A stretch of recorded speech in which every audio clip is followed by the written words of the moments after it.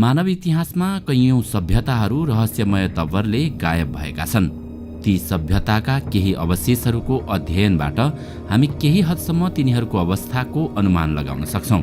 तर ती सभ्यताहरू के कति कारणले नष्ट भए भन्ने विषयमा भने हामी दाबीका साथ भन्न सक्दैनौं, किनकि यसको ठोस प्रमाण हामीलाई अझै मिल्न सकेको छैन। यी लुप्त भएका सभ्यताहरू आफ्नो समयमा निकै अत्याधुनिक थिए। उनीहरूसँग विकसित विज्ञान प्रविधिको ज्ञान थियो। ती पुराना सभ्यताका अवशेषहरू सयौं वर्षसम्म पनि पृथ्वीमा एक रहस्य बनेर बसिरहे, तर सबैको अन्त्य एक न एक दिन अवश्य हुन्छ भने झैं ती सभ्यताका निशानीहरू पनि गहिरो प्रभाव छोड्दै नष्ट हुँदै गए। दर्शकहरू, आजको यस विशेष श्रृङ्खलामा हामी तिनै लुप्त भएका केही सभ्यताको बारेमा केही रोचक तथ्यहरूको जानकारी गराउनेछौँ। जब हामी हजारौं वर्ष पहिले आजभन्दा पनि विकसित सभ्यता रहेका तथ्यहरू सुन्ने गर्छौं, हाम्रो मनमा एउटै प्रश्न उठ्ने गर्छ, आखिर के कारणले त्यति बेलाका विकसित सभ्यताहरू आफ्ना सम्पदाका निशानीहरू छोड्दै एकाएक गायब भए? अनि ती सभ्यताका मानिसहरू कहाँ गए होलान्? के साँच्चै त्यति बेला कुनै भयानक महामारी फैलिएको थियो, कि कुनै ठूलो युद्धका कारण सबै मानिसहरू मारिए, या त कुनै प्राकृतिक विपत्ति आइपरेको थियो जसको कारण कुनै विकसित सभ्यताको सहर एकाएक सुनसान हुन पुग्यो?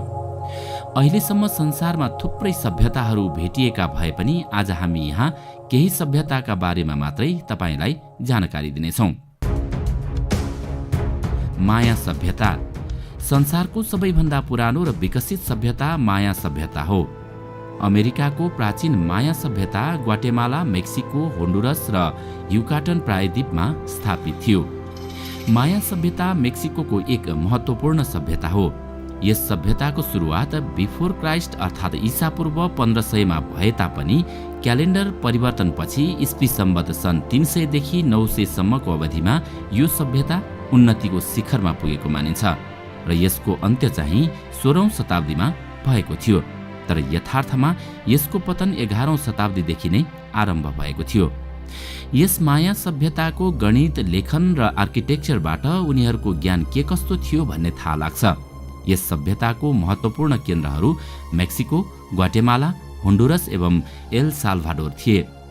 यस सभ्यतालाई समृद्धशाली सभ्यता मानिन्छ। यस प्राचीन सभ्यताका मानिसहरूले थोरै समयमा धेरै ज्ञान र प्रविधि हासिल गरिसकेका थिए। मिश्रको सभ्यतासँग तुलना गर्दा माया सभ्यताका मानिसहरू कति बुद्धिमान थिए भनेर सजिलै थाहा पाउन सकिन्छ। यो सभ्यता आफ्नो समयका अन्य सभ्यताभन्दा निकै विकसित भएको पाइन्छ। कुनै बेला माया सभ्यताको जनसङ्ख्या विभिन्न 40 सहरहरूमा लाखौं भन्दा बढी नागिसकेको थियो। यस सभ्यताका मानिसहरूसँग सब थोक थियो। उनीहरू गुणस्तरीय कागज र अत्याधुनिक पिरामिड र घरहरू बनाउनमा दक्ष थिए। यिनीहरू खगोल विज्ञान र इन्जिनियरिङमा सबैभन्दा अब्बल थिए।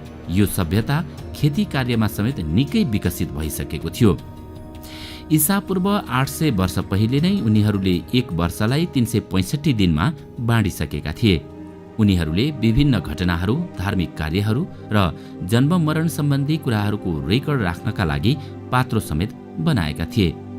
माया सभ्यताको पञ्चाङ्गलाई माया पात्र भनिन्थ्यो। माया पञ्चाङ्गमा मिति 3 तरिकाले निर्धारण गरिन्थ्यो। यसैको आधारमा माया सभ्यताका मानिसहरू भविष्यवाणी गर्दथे। माया सभ्यताको मानिसहरूको मान्यता के थियो भने जब उनीहरूको क्यालेन्डरका तारिखहरू समाप्त हुन्छन् तब पृथ्वीमा प्रलय आउँछ र नयाँ युगको सुरुवात हुन्छ। 21 डिसेम्बर 2012 मा संसार नै अन्त्य हुन सक्ने भविष्यवाणी पनि माया क्यालेन्डरले नै गरेको थियो, तर यो गलत साबित भयो। विभिन्न प्रविधिको विकास गर्न माया सभ्यता सक्षम थियो, तर आफ्नो विकासको सुरुवातीमै सङ्घर्ष गर्दा गर्दै अचानक के कति कारणले यो सभ्यता गायब भयो त यो नै एक रहस्य बनेको छ। यस सभ्यताका अवशेषहरू अध्ययन पश्चात माया सभ्यताको विनाशको कारण आफै रहेको पनि बताइन्छ। लामो समयसम्म राजनीतिक द्वन्द्वमा पर्नु र प्राकृतिक रूपमा पनि मौसममा बदलाव हुनु अर्थात् खडेरीको सामना गर्नु परेकोले माया सभ्यताका मानिसहरूलाई नराम्रो असर पारेको थियो। अन्ततः यो नै उनीहरूको लागि पतनको कारण बन्यो। यस सभ्यताको अन्त्यबारे शोधकर्ताहरूको मत बाँचिएको छ। केही शोधकर्ता विदेशी आक्रमण या विद्रोहको कारण यस सभ्यताको पतन भएको बताउँछन् भने केही प्राकृतिक विपद जस्तै शताब्दीौंसम्म खडेरी पर्नु र महामारीको कारण यस सभ्यताको विनाश भएको बताउँछन्। तर यस तथ्यमा दाबी गर्न हामीसँग अझै पनि कुनै ठोस प्रमाण भने छैन। यो सभ्यता रहस्यमय तवरले लुप्त भए पनि हाम्रा लागि आर्किटेक्चरको राम्रो मोडेल संसारमा छोडेर गएका छन्। आफ्नो ज्ञान र प्रविधिको चिनो छोडेर गए पनि त्यो सभ्यता कसरी लुप्त भयो कुनै ठोस प्रमाण भने मिल्न सकेको छैन। इस्टर द्वीप आइल्यान्ड। यस्तै लुप्त भएको अर्को रहस्यमय सभ्यता इस्टर द्वीप आइल्यान्डको हो। यो रहस्यमय द्वीप दक्षिणी प्रशान्त महासागरमा अवस्थित छ। यो टापुको लम्बाइ 15.3 माइल र चौडाइ 7.6 माइल रहेको छ। यो आइल्यान्ड सबैभन्दा टाढा र सुनसान छ। यसबाट सबैभन्दा नजिकको आइल्यान्ड लगभग 1150 माइल टाढा छ। आइल्यान्डबाट सबैभन्दा नजिकको बस्ती चिली हो। यो बस्ती आइल्यान्ड भन्दा करिब 2500 माइल टाढा छ। यस टापुमा कैयौं रहस्यहरू कैद भएका छन्, जसमा वैज्ञानिकहरूले यससँग जोडिएका करिब आधा भन्दा बढी रहस्यहरू समाधान गरेको दाबी गरेका छन् भने अन्य रहस्यहरू अझै पनि विज्ञान र वैज्ञानिकहरूको पहुँचभन्दा बाहिर छन्। जब 1722 इस्वीमा यस टापुको पत्ता लाग्यो तब त्यहाँ ढुङ्गाबाट निर्मित विशालकाय मूर्तिहरू भेटिए।